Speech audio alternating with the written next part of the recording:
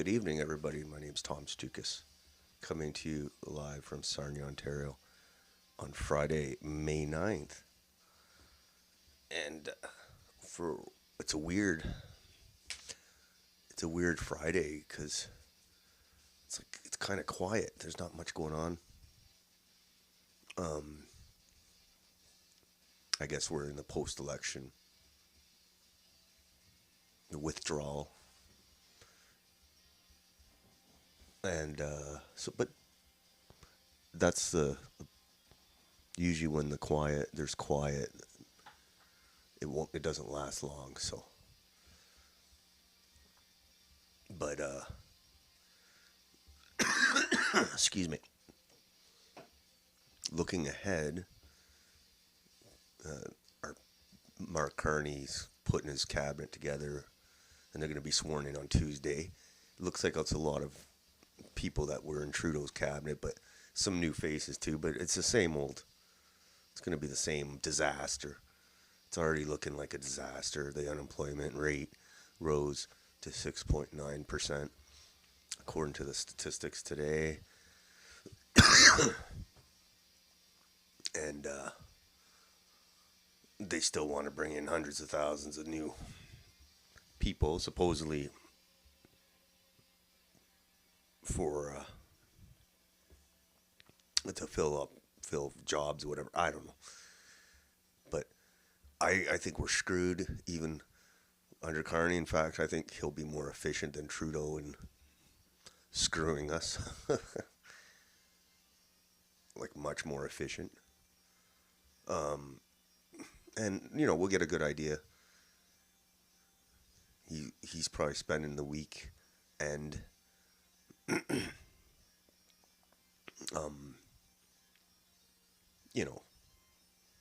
putting the cabinet together, making phone calls, strategizing. Lots of stuff to do, I suppose. So we'll get a better idea what his immediate agenda will be in the next week or two. And meanwhile, Pierre's stuck on the prairies trying to get a seat. So and Scheer's the interim leader in the House, so there really is no opposition. So Carney's just going to go nuts, I think. Ugh. So that's the front on the Canadian side. Like,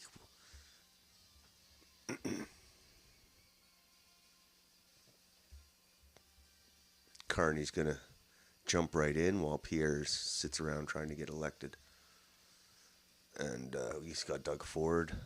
Carney's got Doug Ford on his side, and most of the premiers. And now it's just a matter of, Alberta, how the relationship between Mark Carney and Danielle Smith goes. Maybe it'll be a lot better than with Trudeau. So we'll see. But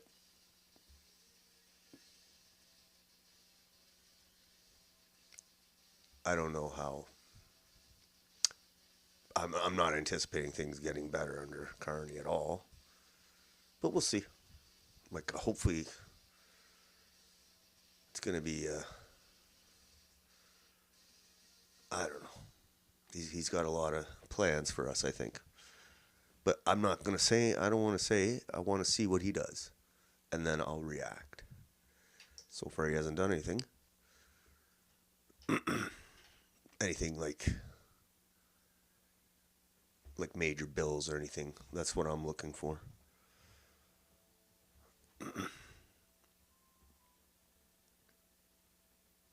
But yeah, he's laid pretty low since the meeting with Trump in Washington on when was it, Tuesday? Yeah, he's been laying low since that one.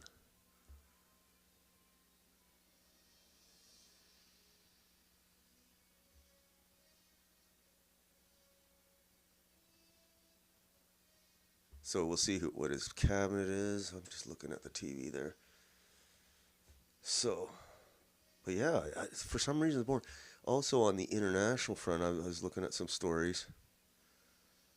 It's weird that this isn't getting reported much. apparently Trump is pissed off at Benjamin Netanyahu for being Benjamin Netanyahu. He's a demon.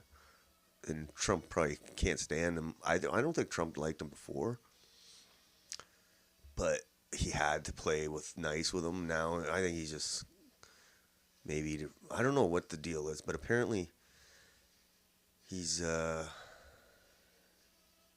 like not even talking to the guy, and he's like cutting him off and stuff. So I think it's pretty big news because they were trying to get the Israelis were trying to get Trump to bomb Iran and like give the go ahead for a big attack on their facilities, their nuclear facilities and whatever. So Trump wasn't taken to it, I guess. I don't know. So that's interesting. We'll have to keep an eye on that. And, meanwhile, Pierre's gung-ho for Israel to bomb Iran. So if he was prime minister, he'd be gung-ho for it. Not impressed with that when he said that. He said it would be a blessing to the world if Israel bombed Iran. Like, who says that? Ugh. But anyway, Trump is like, screw that. So far, I don't know if it's just an act. But I thought that was interesting.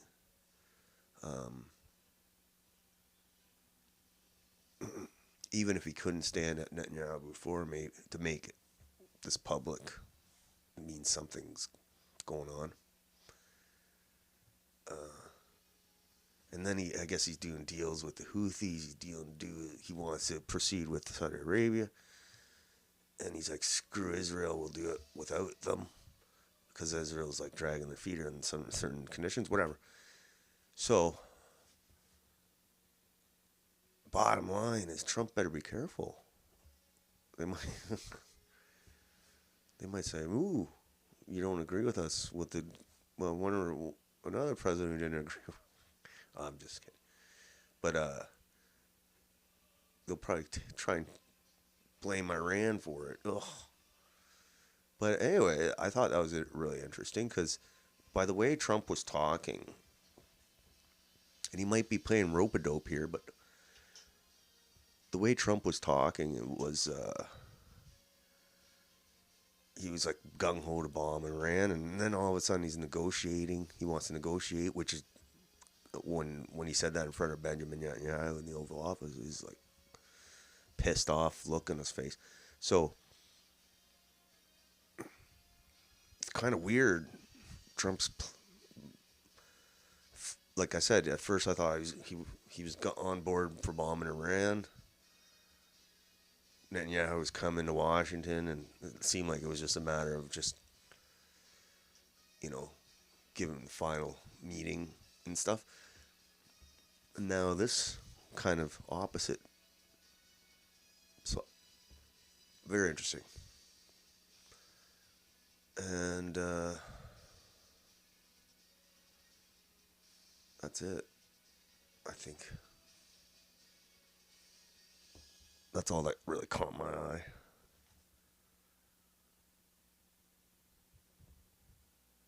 I'm kind of bored with the whole thing. All right. So, I'm just going to go to the recall, the day that was. I'm a baby. See back then. My days are just melting into each other. Oh. All right.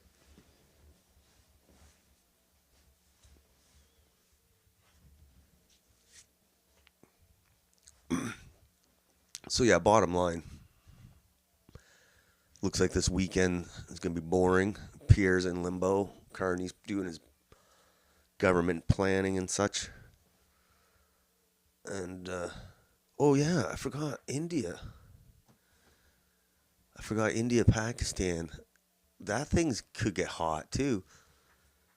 So, on the one hand, Iran and Trump seem to be, Trump and Israel, and that whole dynamic's changing. And then on the other hand, you got Iran and India ready to nuke each other.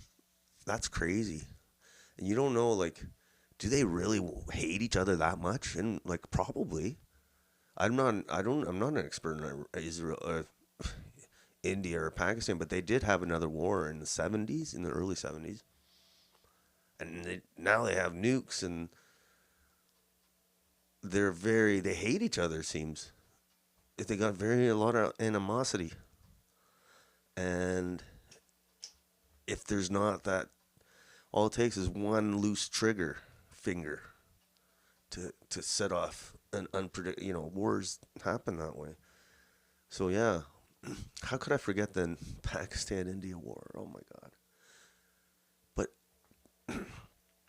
you don't really see it on the news here. Like you see a snippet on the news, but how serious is it? Is it serious? Because you see some stuff on X that seems kind of escalating, but you don't see nothing on the news. Maybe one segment, that's it. So who knows? Keep an eye on that too. Lots to keep an eye on. But yeah, we got problems here. I don't know. I'm not very optimistic about the government we're about to be governed by soon. I'm not very. This is it, man. This is the. What did they say? The end game.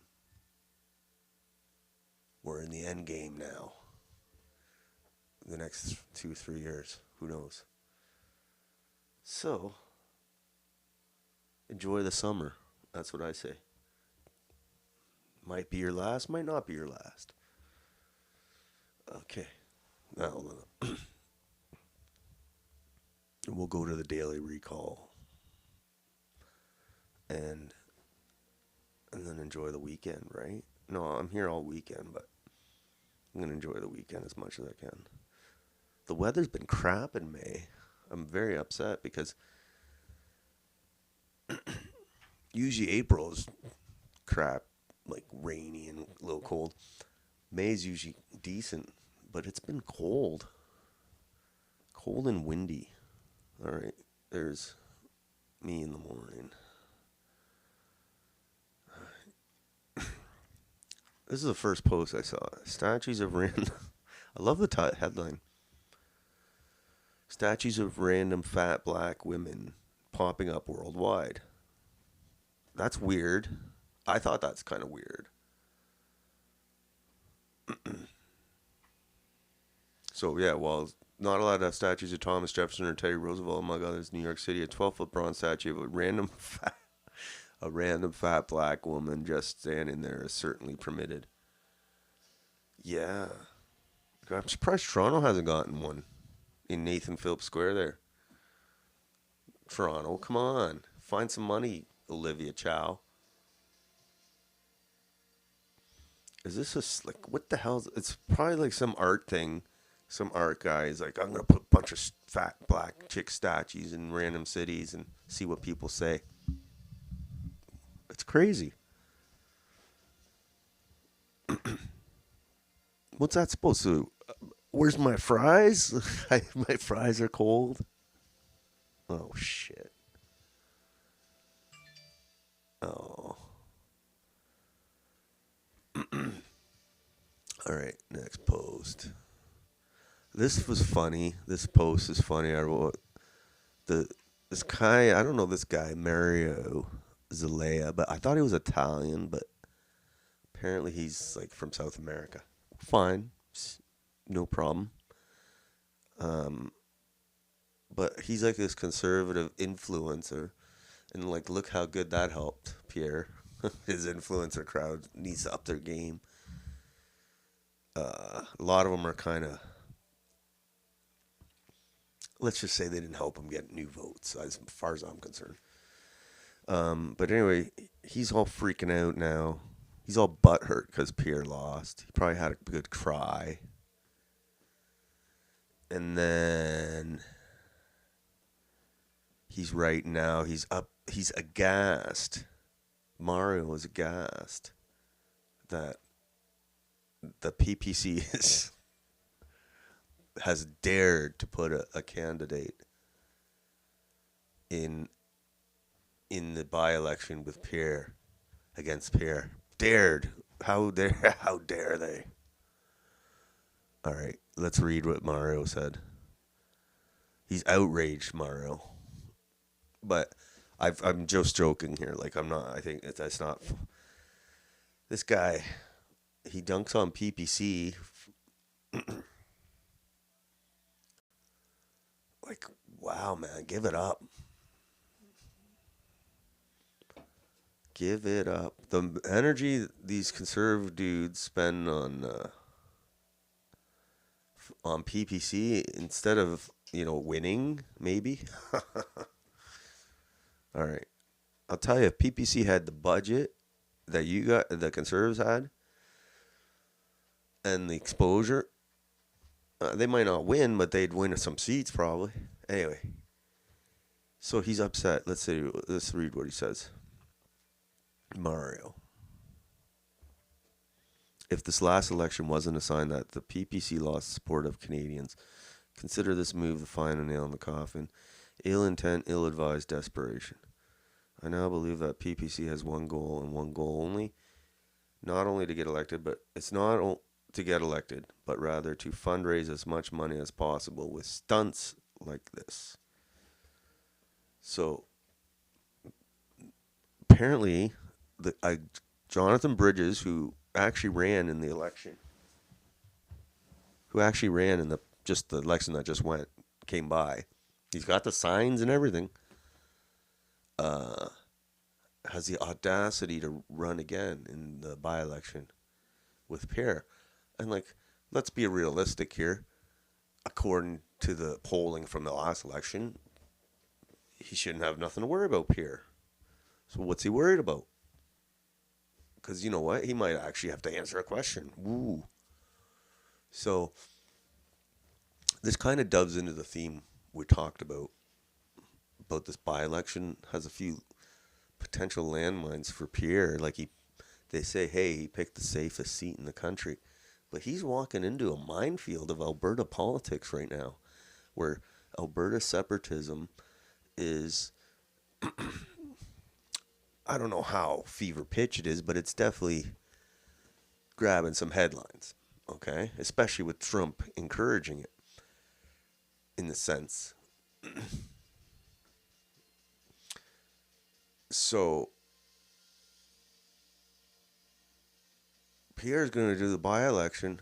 He wanted to go in quick, boom, boom, win, safest one in the country, and get out. Now he could get stuck after balance, thread a needle between separatists and the rest of Canada, or separatists and people in Alberta.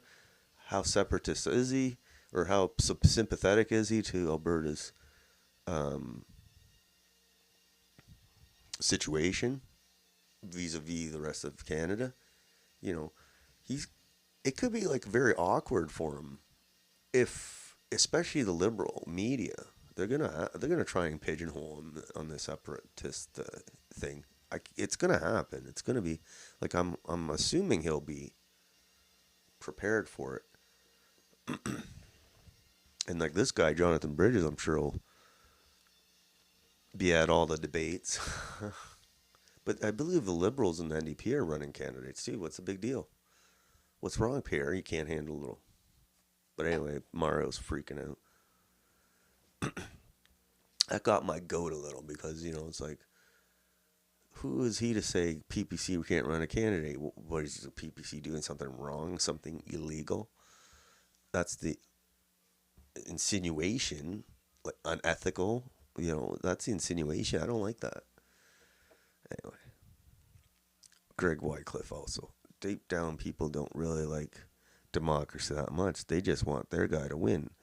For example, this guy is crashing out, Mario, because a local PPC candidate who ran in last month's election is running again in the by-election against Poilievre. The nerve.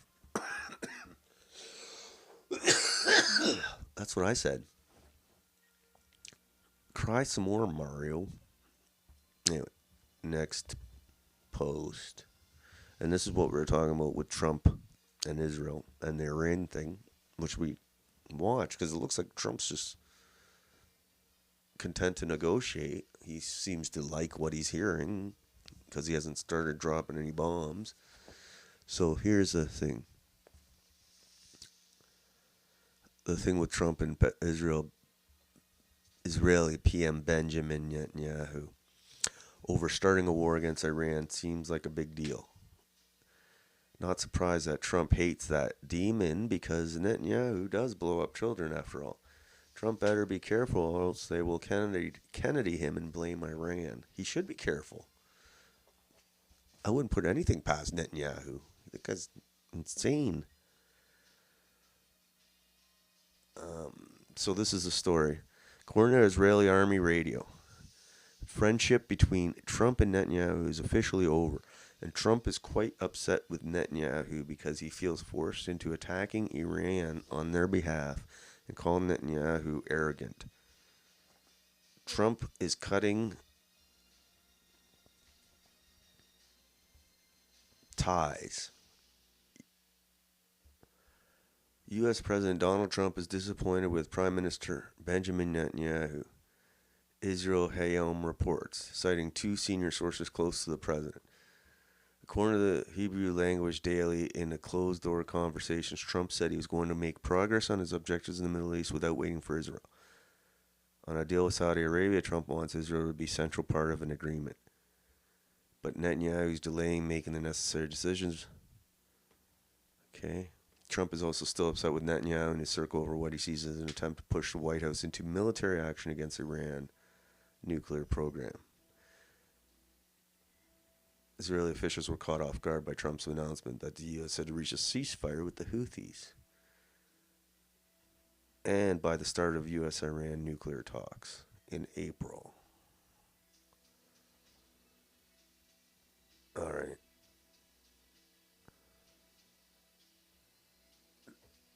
Trump cited the reasons for severing contact with Netanyahu as because they've been acting arrogantly and attempting to intimidate the president. So who knows if this is true or not, but makes sense. Mike Waltz was the straw that broke the camel's back when he was found to be communicating with Israeli forces behind Trump's back on Signal. That definitely fueled the fire. Potentially huge development which could signal an end to endless warmongering we have seen from Trump recently. That's what I was saying, okay? Why was there so much pressure for the U.S. to attack Iran on behalf of Israel in the first place? That's not our war, nor should it ever have been our problem. See, Pierre, on the other hand, was begging for Israel to bomb him. Very interesting. So that Trump disappointed with Netanyahu will continue Middle East policy objectives without Israel. So I don't know how real this is. This could be just bullshit. We have to keep our eye on that one.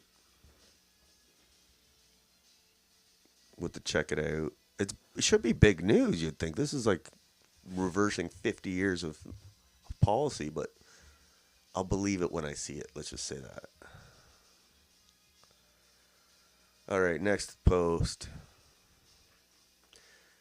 This fine Canadian boy. Sorry, I don't want to offend James Lindsay and identity Anyway, what is this guy? Edmonton police have charged 28-year-old Harpreet Singh in connection with 3 sexual assaults that took place in April on the city's south side. Singh faces 3 counts of sexual assault related to the reported incidents last month. Look at this guy.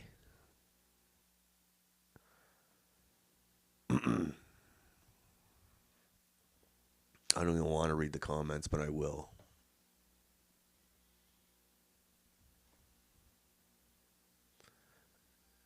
Deport. I don't know. Lots of Singhs. Those Singh boys are always getting up to mischief. Don't know. Is this how they act in general? I don't know. There's a lot of white guys get busted for this, but lately we've been sending a lot of Singh boys in the headlines. All right, next point. Back to the by-election. Rural Alberta. Is some of the most conservative part of Canada. Okay, Kirk Lubimov. Lube him off? Oh no, lube him off. This post kind of caught my eye because it's kind of echoing what I thought about the few little landmines in Pierre's by-election. Like, it's not going to be the safest riding in Canada because the Liberals are going to cause a little mischief, especially with the separatist question hanging over Alberta and the kind of the bad relations. They're going to try and get him to get him to kind of shoot himself in the foot. And even though they might not beat him in the riding, they're going to try and embarrass him like in the rest of Canada. And if he's, if he does a wishy-washy answer and that, they're going to just keep attacking him. So it'll be interesting. Like, barring a catastrophe, he'll win that by-election. But winning is not the issue. The issue is, will he be faced with awkward questioning about Alberta separatism, what his position is, and can he kind of thread that needle between the separatist sentiment and addressing the grievances of Alberta within Canada and not pissing too many people off. I don't know, but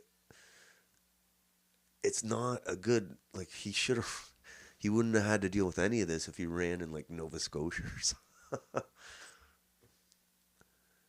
Like, it's hilarious. It's the irony of it. Like, he might, he very well is statistically he's riding in the safest conservative riding in Canada, but politically, he could step on a little landmine. It could shoot his foot off a little. So let's see what Kirk says here. Rural Alberta is some of the most conservative part of Canada. Pierre Poilievre parachuting himself in there out of the desperation may feel like a quick win, but he will be the most left-leaning person there. People that still do business on a handshake will only tolerate so much hot air. It will be interesting dynamics. Interesting dynamics. That's what I was thinking too. It'll be interesting. I'm looking forward to it. We don't know when it'll be called the by-election. Like, I'm imagining they can't call it until Parliament's resumed, and that's not going to be till the end of the month.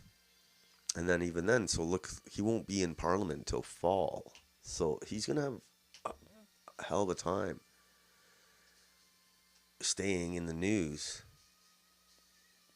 because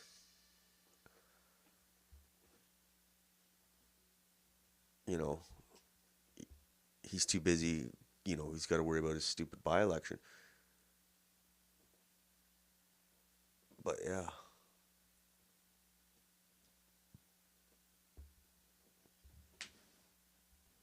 That should be a good election. Like, basically, I honestly believe, like, he's not going to be able to just come in and expect to not have to answer no questions and explain himself. So I agree. All right. I can't agree more. Like, I could see him stepping, like, something coming up. Because Alberta has a lot of grievances, and they want Pierre to say, hey, I feel your pain. And if he doesn't strike that chord with them, it could drive more. If he strikes wrong tone, and people think, okay, there's no hope that the Conservatives are going to fix problems between Alberta and the federal government, it could actually fuel the support for separatism. So he could really screw it up. You never know. So his job is to go into that riding and give them a vision within Canada, because that's what they're going to want to hear from him, because they don't want the liberal vision, obviously. So, and what like Kirk's saying here is they don't want to hear slogans. They want to hear like what he has. So it'll be interesting. Be very interesting. because Canada's got a lot of problems. Like I was looking at the port, we lost like 30,000 manufacturing jobs in April. In April, like that's crazy, and that's just the start, man. How the hell do you lose 31,000 manufacturing? Big problems. And now I heard a guy on the news. Windsor, it's 10.7%. Like that's nuts. Like you get a few little higher, and that place is gonna be a ghost town. And then, but you got like, you got all these problems. So Pierre's got to like bring his A game, even if it's an easy by-election. He's gonna have like the whole country is watching it. It's almost like a unofficial. The by-election's almost like an unofficial leadership review on him. So it'll be interesting what they do with him. All right, and then the last, because I know I want to watch the Leaf game, but whatever. It's really boring Friday. I don't know. I feel like we're being prepped for something big. I'm worried about the India-Pakistan thing, but, you know, what can you do? Hope they don't nuke each other. And hope they're not very, I don't know, man. They seem to really hate each other. And they were saying, like,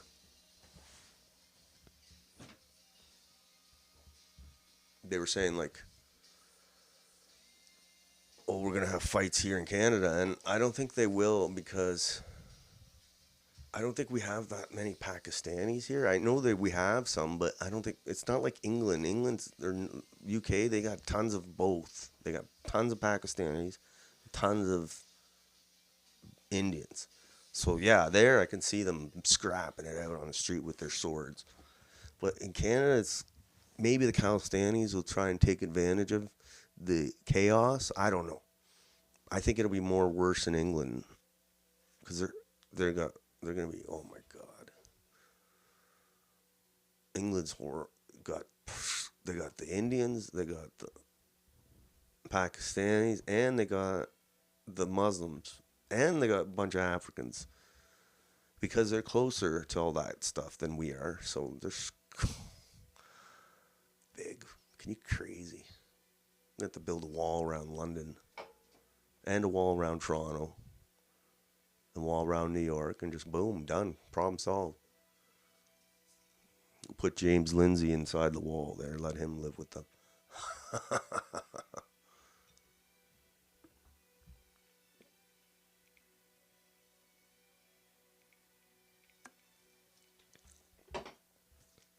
It's crazy, man. I don't know what's going on with these Europeans.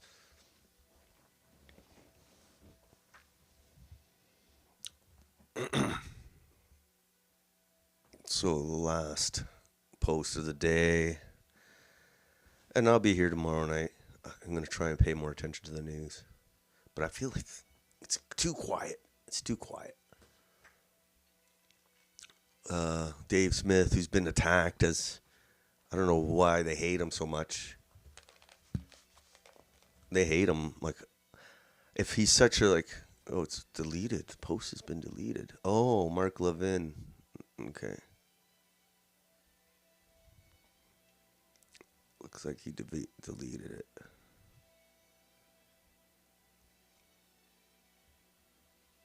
Mark Levin deleted the tweet, so it doesn't matter. Okay. So anyway, that's it. I don't want to talk about the woke stuff because I'm not going to pay attention to that. But yeah, pretty boring. Let's see what the new. Well, also I guess the last thing I'll talk about is the Yee thing, the Kanye West. He's totally his song, the whatever, the Hell Hitler. I listened to it. It's pretty like it's pretty crazy, but I could just see the the kiddies playing that song by the pool all summer. Like, I'm not saying I support it. I'm not saying I'm against. I don't tell nobody what to do, but I just can see it. It's just gonna be crazy. Like Kanye is such a shit disturber.